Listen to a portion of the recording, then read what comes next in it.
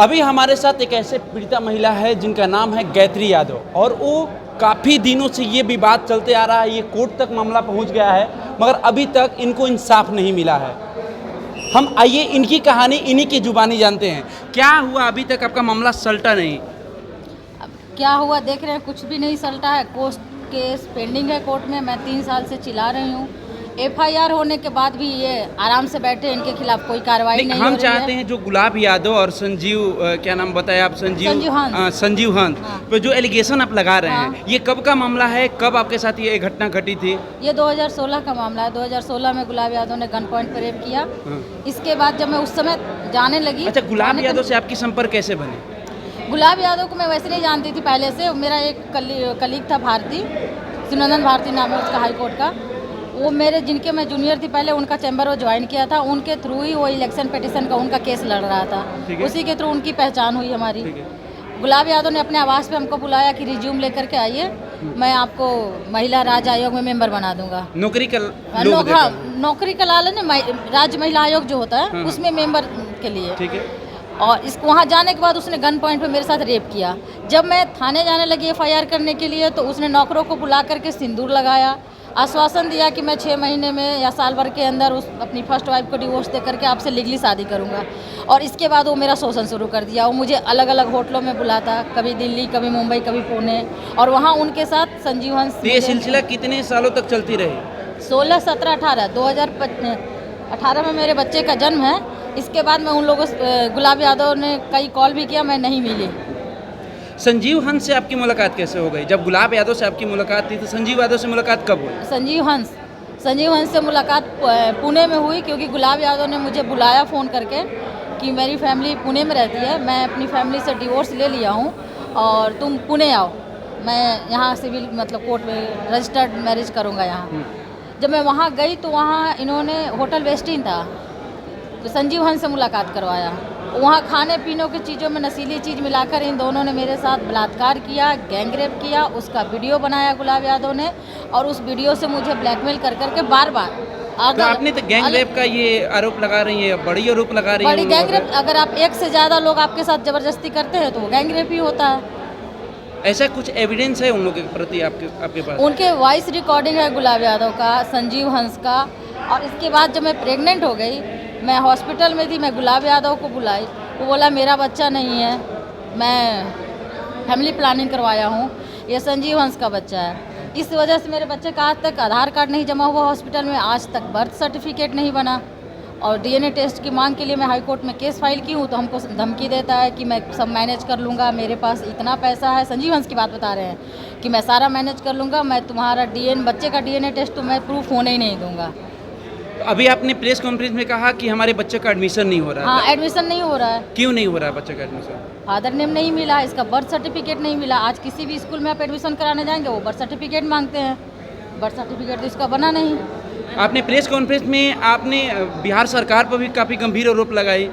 बिल्कुल, बिहार सरकार मामला तो आपके कोर्ट में है, तो फिर सरकार पर आरोप क्यों नहीं लगाएंगे? सरकार अपराधियों को संरक्षण दे रही है, नंगा नाच रही है। ये गुंडा राज है, जंगल राज सब तो कमजोर है इसके लिए।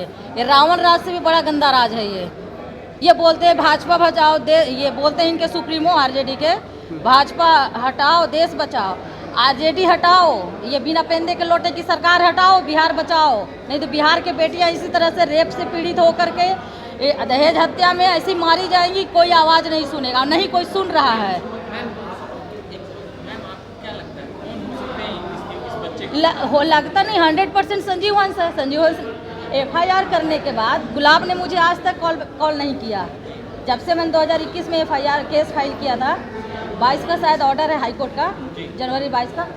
गुलाब यादव ने केस करने के बाद मुझे आज तक एक मिस कॉल भी नहीं किया है। लेकिन संजीव हंस ने अलग अलग नंबर लेकर मुझे कॉल किया, केस वापस लेने के लिए कई प्रलोभन दिए, और बोला कि मैं बच्चे को एडमिशन, मैं सारा बाप का जो एक फर्ज होता मैं निभाऊंगा। लेकिन ये सब झांसा था, दोबारा केस वापस लेकर के मुझे बदनाम करने का। ये लड़की झूठी है, झूठा केस किया है, ये सारा चीज़ उसका साजिश था, उसको करना कुछ नहीं था। पहली बार गन पॉइंट पे रूपसपुर में, पटना में, गुलाब यादव अपने आवास पे। जब एक बार झांसे में हुआ ना, तो मैं उसी समय एफआईआर करने जा रही थी। तो गुलाब यादव ने आश्वासन दिया कि FIR मत करो। अगर इमीडिएट मैं थाने पे जाती, उसका सीमेन मेरे बॉडी में पाया जाता, वो अरेस्ट होता ना। वो तो मेरे साथ एक गेम खेला कि इसको प्रलोभन देते हैं, शादी का झांसा देते हैं 6 महीने का, क्योंकि डिवोर्स तुरंत होता नहीं है। अब इसके बाद वो मुझे बुलाने लगा अलग अलग जगहों पे। ऐसा क्या प्रलोभन दिया गया कि गन पॉइंट पे वो लोग ले लिए? गन पॉइंट पे तो प्रलोभन दिया कि आपको राज्य महिला आयोग में मेंबर बनाएंगे, आप रिज्यूम लेकर आइए। जब मैं उनके आवास पे गई रिज्यूम लेकर के, तो उन्होंने गन पॉइंट पे रेप किया। जब रेप किया तो मैं थाने जाने लगी, तो उसने दूसरा आश्वासन दिया कि मैं डिवोर्स दे करके आपसे शादी करूँगा। उसके बाद और भी अलग अलग शहरों में मिले गए? हाँ, अलग अलग शहरों पे बुलाया हूँ मुझे, आओ दिल्ली में, यहाँ तुम्हारे लिए शादी के बाद हम यहाँ रहेंगे, यहाँ घर खरीदेंगे, यहाँ ऐसे सेटल होंगे। दिल्ली बुलाया, इसके बाद पुणे बुलाया कि मैंने डिवोर्स दे दिया है, मेरे पास डिवोर्स का पेपर है, और यहाँ शादी। और वहाँ पुणे में बुलाने के बाद उसने संजीव हंस के साथ मिलकर गैंगरेप किया। जब आप DNA टेस्ट की बात करते हैं तो आखिर क्यों नहीं करते? क्या चीज़? जब आप DNA टेस्ट की बात करना चाहते हैं हाँ, तो फिर क्यों नहीं आपको एक DNA टेस्ट लोग कराओ? DNA टेस्ट में अब हमने हाई कोर्ट में फाइल किया हुआ है, केस पेंडिंग है, लिस्ट पे आएगा, टेकअप होगा तो ही ऑर्डर होगा, कुछ देखा जाएगा। इस बीच इन्होंने ये हमको धमकी दिलवाते हैं लोगों से, संजीव हंस और गुलाब यादव, केस वापस लो, नहीं तो हमारे इतने अप्रोच है, हम कोर्ट में भी कुछ नहीं होने देंगे, हमारी सरकार है, हम एडवोकेट जनरल के यहाँ उठते बैठते हैं। तो आप इस धमकी से डर रही है? अब बिल्कुल अकेले बच्चा लेकर हम इलाहाबाद से यहाँ आते हैं, क्यों नहीं डरेंगे? हमारे पास कोई गार्ड नहीं है, कोई सुरक्षा का वो नहीं, कभी मरवा सकता, कुछ भी कर सकता। वो लोग क्रिमिनल है, विचुअल क्रिमिनल है, इतना बड़ा क्राइम। हाँ, अगला स्टेप क्या होगा मैम आपका? अगला स्टेप क्या होगा? यहाँ से अगर कुछ नहीं होता, इसी तरह से वो धमकी दे रहा है कि मैं कोर्ट में भी कुछ नहीं होने दूंगा, फिर हमारे लिए एक ही रास्ता है कि हाई कोर्ट के बाद सुप्रीम कोर्ट ही जा सकते हैं। सुरक्षा की मांग तो हम पहले भी कर चुके हैं, अभी किए, बीच में मिला भी था, अभी वापस ले लिया गया, फिर दोबारा भी करेंगे। और भाई संजीव हंस से चाहते क्या है? प्रॉपर्टी, पैसा और हमको प्रॉपर्टी पे आप एक बच्चे का लीगल राइट दीजिए, जब लीगल राइट देंगे ना, तो लीगल राइट में बच्चे को जो जो मिलना चाहिए वो कानून देगा। बच्चे का भरण पोषण कैसे हो रहा है? अभी बच्चे का भरण पोषण हम वहाँ ट्यूशन पढ़ाना शुरू किए हैं बच्चे का, इलाहाबाद में। तो अभी हम उसी से अपना घर चला रहे हैं, अपने बच्चे को पढ़ा रहे हैं, क्योंकि हम पेशे से एडवोकेट हैं। लेकिन अब इतने छोटे बच्चे को हम छोड़कर कोर्ट नहीं जा सकते हैं, तो कुछ छोटे छोटे बच्चों को ही मैंने घर पे ट्यूशन पढ़ाना शुरू किया है, ताकि हमारा बच्चे का परवरिश हो सके। आप हाईकोर्ट में एडवोकेट भी रही हैं? हाँ, मैं एडवोकेट हूँ, लेकिन अभी मैं रेगुलर प्रैक्टिस में नहीं हूँ, कोर्ट नहीं जा रही हूँ। तो आपने देखा किस तरह से गायत्री यादव ने गुलाब यादव और संजीव हंस पर किस तरह से आरोप लगाया और बोला अगर ये मामला शांत नहीं होता है तो हम हाई कोर्ट तक जाएंगे। फिलहाल इनके साथ इंसाफ इनको कब तक मिलेगा ये देखना बाकी है। दीजिए हमें इजाज़त, धन्यवाद।